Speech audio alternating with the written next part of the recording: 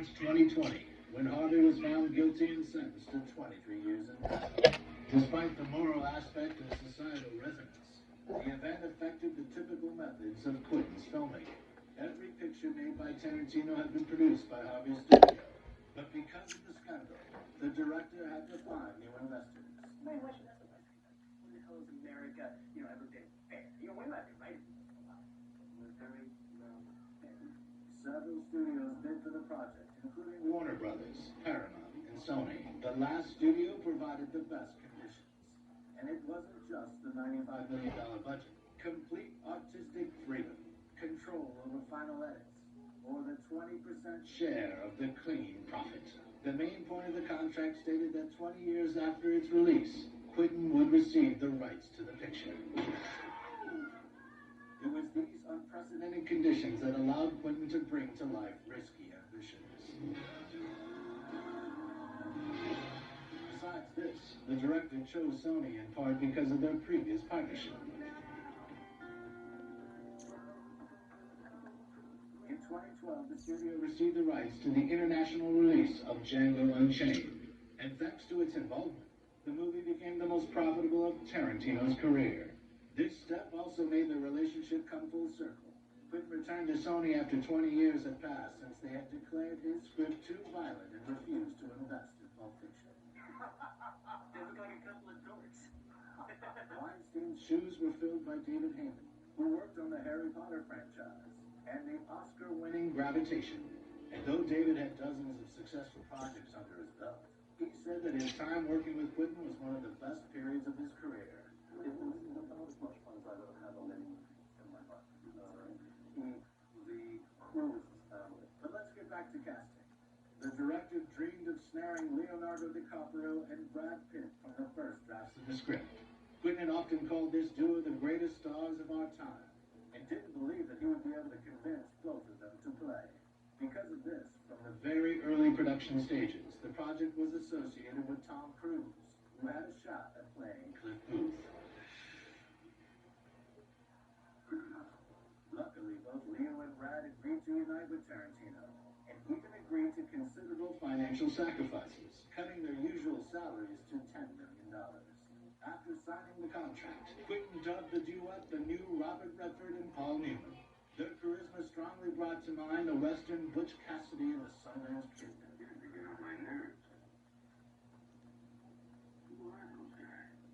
A few years later, the actors would be extremely complimentary of each other and promised that they would work together on screen again. I figured we would. I got a six-pack in the back. Thought we were a pizza. The trio of main characters was completed by Margot Robbie, who played Sharon Tate. It's circus time. Get a free treat with every Happy Meal. Order now. Round 2. Daddy versus Legend Meat. Ready. Fight. Lito Banana.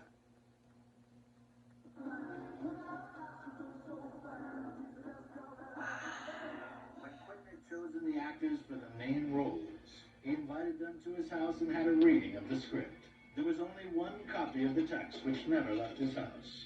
After his first version of Hateful Eight had been stolen, Tarantino became seriously paranoid about another leak, and kept all the details of his project secret. What are you reading? Just a Western. And there were a lot of details. Margot Robbie's character was based on the real Sharon Tate, but the prototypes of Rick and Cliff were not so obvious. Yeah, damn right. Dalton embodies a generation of stars from Wild West TV series, which became spaghetti westerns. You ever seen an Italian Western? Huh? They're awful. It's a fucking fun. I don't think it's nice you laughing. Rick is loosely associated with Ty Hart, who Quentin called the full copy of Steve McQueen. Afraid there's some folks who wouldn't quite agree with you. Ralph Meeker and Pete Duell. Duell, like Dalton, was the star of a TV Western who had a drinking problem. Lost his license as the result of a drunk driving accident. Rick got his driver's license taken away for too many drunk driving. Cliff crashing everywhere now. And whose stunt double was Pete's part-time chauffeur. Rick, I'm your driver, man. I'm your girlfriend. I'm not complaining, man. I like driving. Booth is a mixture of Gary Kent, which shot at Spahn Ranch before the Manson family had settled there, and Gene LaBelle, who landed a role in the series The Green Hornet after the other stuntmen refused to work with Bruce Lee because of the constant beatings.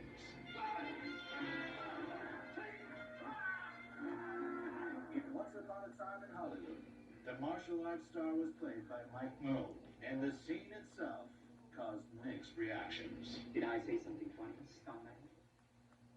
Yeah, you kind of did. What's so funny?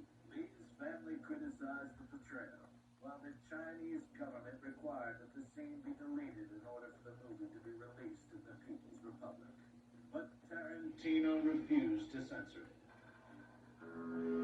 In fact, the scene is based on a historical undertone.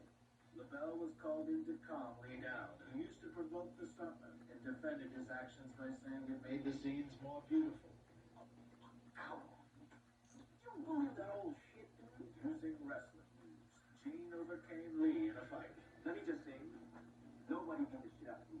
Later, Gene befriended Bruce, and over the course of a year would show him how to resist similar holds. They incorporated the resulting moves into Lee's fighting style. The result of their training sessions can be seen in the fight with Chuck Norris in The Way of the Dragon, and with the young Sammo Hung in Enter the Dragon.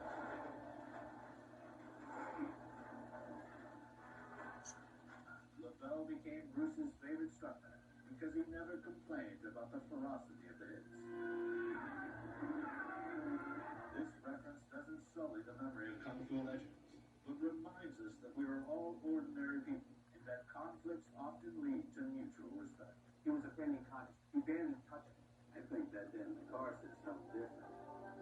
The relationship between the main characters, however, is an homage to the friendship of Burt Reynolds and his stunt double Hal Needham, who lived in the actor's guest house for 12 years and later became the highest paid stuntman in Hollywood. And the TV series which brought fame to Rick Dalton is based on Wanted